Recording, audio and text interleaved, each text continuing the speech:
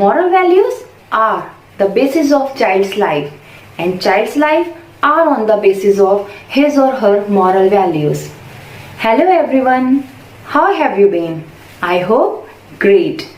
Children, in this pandemic, the world might have stopped in its tracks, but I know that you are on the fast track to success. Today, we are going to study our Value Education Chapter 2, Be Quiet, which means to be silent.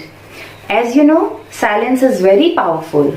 So, this value is also very essential to build good character of a person and teaches us the art of living. This chapter is basically the conversation between the teacher, Miss Joyce, and the students in their value education class. So, let's start the story. Once there was a monk in a deep concentration under a tree. No voice from the outside world could distract him. Nobody could turn him away from his prayer. A young man got attracted by his meditation and decided to try meditation. So he sat beside the monk and tried to imitate what the monk did. But all his efforts were in vain because he was not able to sit quietly for some time. The sound of the flowing river disturbed him. After controlling the external disturbances, his thoughts and imaginations started disturbing him. So he was not able to meditate. Can you think, children, why he was not able to meditate? Because he did not know the benefits of the meditation. So he was not determined. Do you know what are the requirements to practice meditation? Yes, I will tell you. A strong desire to meditate, purity of heart, and the ability to keep external and internal silence. There are different kinds of silence. Let's see meditative silence. Meditative silence is the reflection of the inner peace within a person.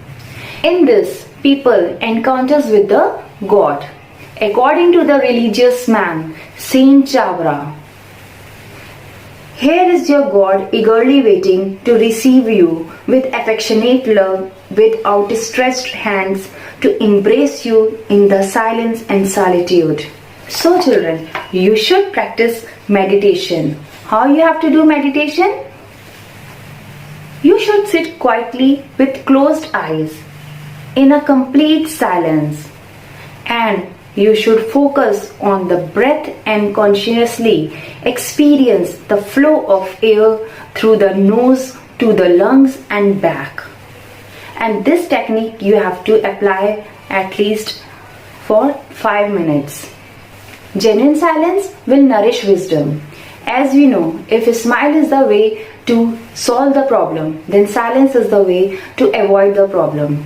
The Lady of Love and Compassion, Mother Teresa, says that prayer is the fruit of silence. So, to keep silent, to face the challenges of this noisy world, we can practice silence only through prayers. Because prayer means talking to God about anything, everything, anywhere, everywhere. There is no specific format or time or any magical formula to pray, but with pure heart we can pray to God. Now let's see the example of Mahatma Gandhi, the father of the nation. He was not a saint or a religious man, but a simple man who tries to connect with God through prayers. By observing silence on every Monday, he did not break his rule for any reason. For conveying any message, he used to write on a piece of paper.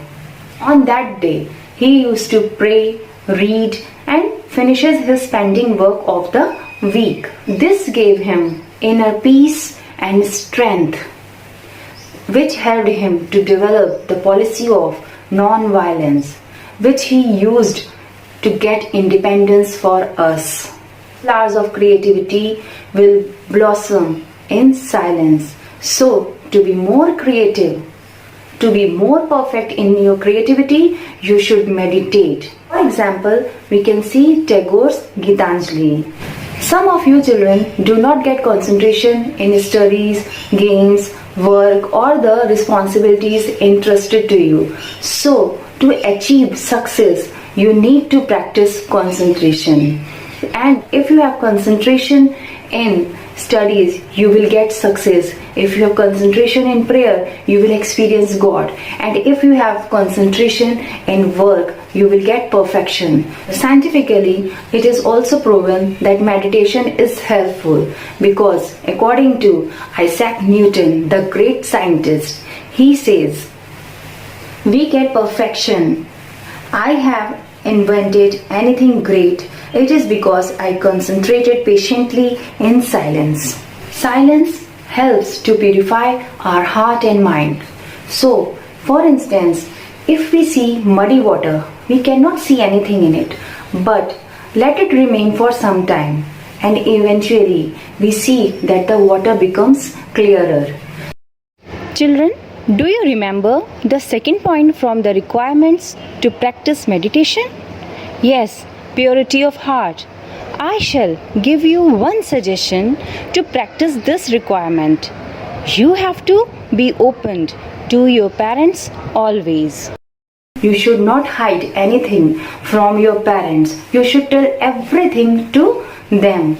Once Jawaharlal Nehru wrote a letter to his daughter Indira Priyadarshini and told her that there should be nothing in her life which she wants to hide, because only bold and courageous walk in the light. So she should not hide anything from him. So children, you should make silence a part of your life and practice silence in your classrooms, libraries, prayer rooms and in the places of worship. So let's do an activity. Now we will fix the fruits of silence on the branches of a tree. Noble thoughts, concentration, prayer, purity of heart and creativity. Silence also promotes reading. According to Saint Javra, if you like reading, you will enjoy solitude. So at last, I want to say to you that read more, pray well and practice silence. All the best. God bless you.